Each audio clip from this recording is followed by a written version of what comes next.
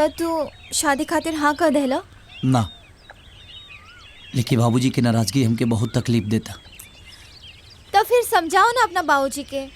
आजकल माँ बाप के पसंद से ना लड़का लड़की के पसंद से शादी होला। हमरो ला एगो रिश्ता आयल रहे, लेकिन हम तो वो लड़का के फोटो तक ना देखनी। रानी, तोहरा में हमारा में फ़र्क सिर्फ इतना बा कि तू खाली अपना बारे में सोच ले, और हम माई बाबूजी के साथे साथे पूरा समाज के बारे में।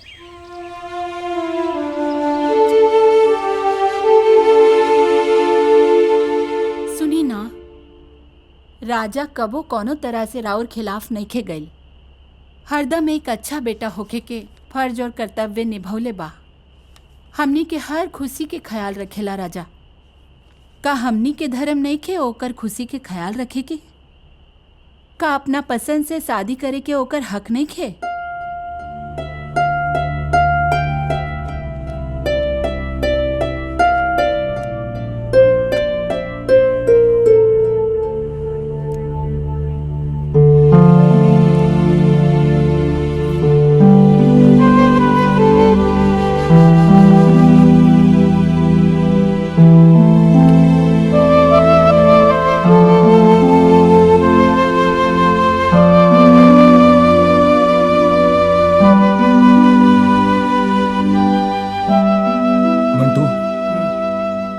नाश्ता ऑफिस भिजवा दिया।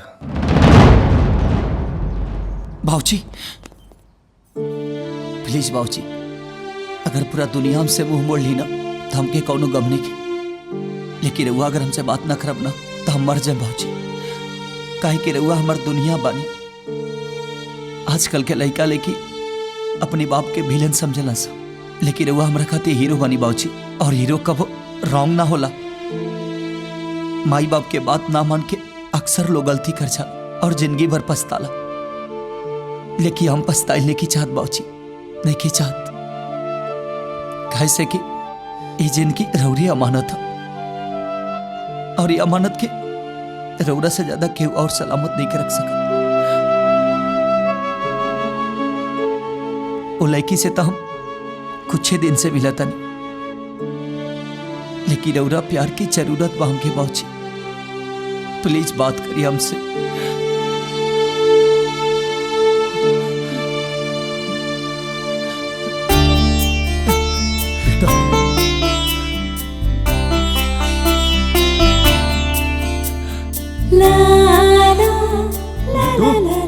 जी, नाश्ता निकाल।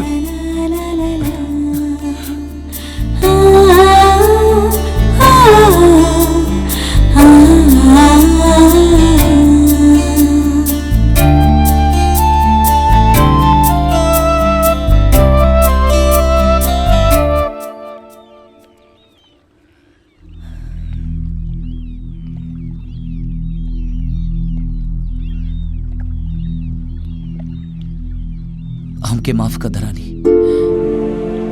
बाबूजी हमार शान बाड़े, हमार जान बाड़े, और हम अपने जान के जख्मी करने की चाहत।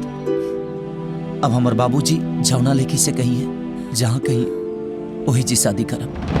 राजेश्वरी, हमनी के बेटा राजा खाली नाम के ना, दिल के भी राजा बा। हमरा खुशी खातिर अपना प्यार के कुर्बान कर दिलस। महान बा राजा, और ऐसे ने महान बेटा की खुशी खातिर हम कुछ भी कर सकीले। अब हम फैसला कर लेले बानी कि राजा का बियाह वही लड़की से हुई जेकरा से वो प्यार करेला। वो तो ठीक बा, लेकिन सांझ के राउर दोस्त यहाँ पहुँचे वाला बनी। हाँ, उनका चिंता मत करो, उनके हम समझा दे। देखा राजा, एक बार पहले भी हम प्यार में धोखा खा के बड़ी मुश्किल से संभल बानी।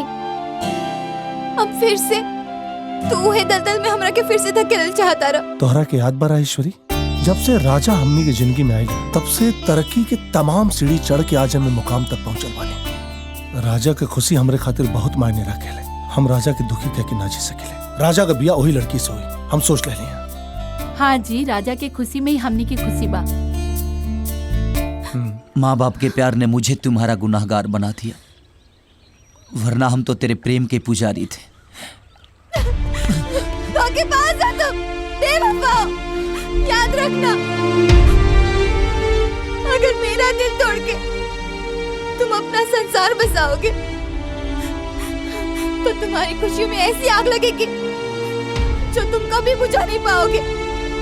अब आग लगे या मेरी चिता जले, बेटे का फर्ज तो निभाऊंगा।